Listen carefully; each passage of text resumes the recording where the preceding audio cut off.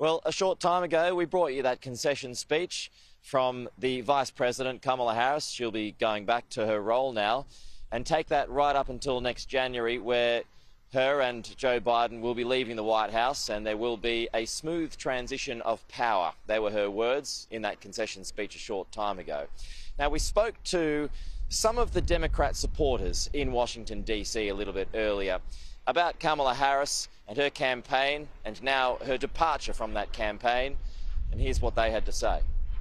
It feels like I'm in the middle of a bad dream that just I haven't woken up from yet, because it just didn't really feel like it was ever going to play out this way. We're here to support our bison sister, to stand up for Black women, and so we put ourselves up and we keep going as Black women do. We keep going into the next fight until we get a little success. We keep going, getting educated, we keep fighting along with her, and next time it'll be her, next time it'll be somebody else, but we continue to fight for the Black woman and agree with them because we know that they can get it done. I mean, hopefully America can figure it out next election, and Trump, we already know what he's going to do with Project 2025. Hopefully he can't succeed with most of that, but he does have the Senate, so we shall see. Okay, let's go back to Annelise Nielsen now, who watched that speech, listened to it as well by Kamala Harris. Let's start first of all with what you thought of it. It sounded like she was a little emotional, at least at the start of it, Annelise. I mean, who wouldn't be after a presidential election? I think we can forgive her some emotion, and she did look pretty confident and happy coming out on the speech. This wasn't a eulogy at all. She obviously decided that she wanted to use this moment to try and still inspire confidence in the people who supported her and put that path forward. But I thought it was also quite noticeable just towards the end that she did hit on some of those darker tones, saying that there'd be darker times ahead.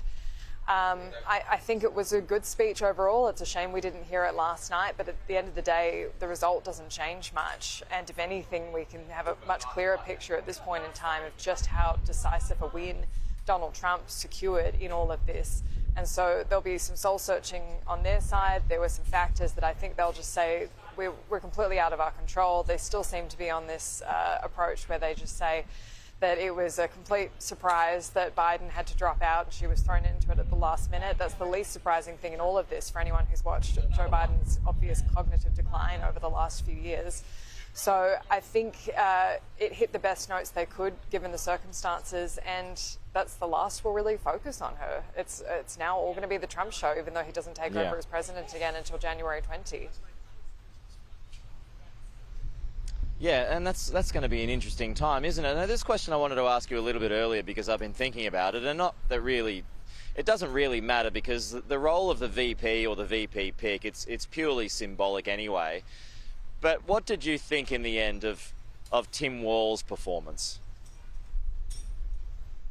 I mean, it's interesting in America, the VP back in the day was often from a different party, and so it has evolved in what it means. And there was increased focus on it with Kamala Harris as vice president because of Joe Biden's obvious age. There was the concern that she was going to have to step up, take over at some point, and so there is increased focus on it. And again, with Donald Trump running, he's older as well, so it's a live question.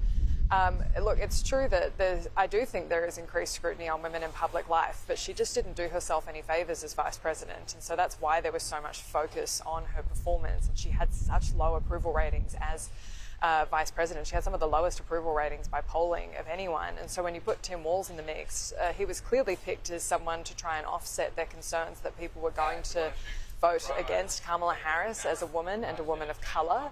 So they picked a Midwestern man that they thought was amiable. He hit on that attack line that they thought was working of calling people weird who supported Donald Trump. And what he originally was hitting on was the abortion debate, saying it's weird if people want to be involved in your decisions in the doctor's office, which I think did resonate with quite a few people, especially in the Midwest. They picked it up and ran with it far too much, and it starts to just get a little mean.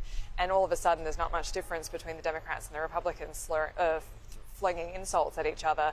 And even when we went to Tim Walz's rally in Wisconsin, when he started throwing insults, and he made one particularly off-color joke, which I won't even repeat here, but it had to do with Donald Trump and urine. the crowd kind of groaned. Midwest don't like people being rude, and so I think all of a sudden there just wasn't much difference between the two options, and so they thought, oh well, may as well go with the one who's going to help my 401k, my savings retirement. But then the other factor we've been looking at in this is if she picked Shapiro, if she picked the governor of Pennsylvania, who's very popular, would she have got over the line there? And the conventional wisdom was she couldn't pick Shapiro because he was Jewish and it would offend too many of the supporters in their party who were pro-Gaza. The fact is, those voters did abandon her regardless. We saw a big vote for Jill Stein in Michigan. They weren't going to help the Biden administration, and that same demographic that's all about Gaza is more than happy to help deliver Trump the presidency.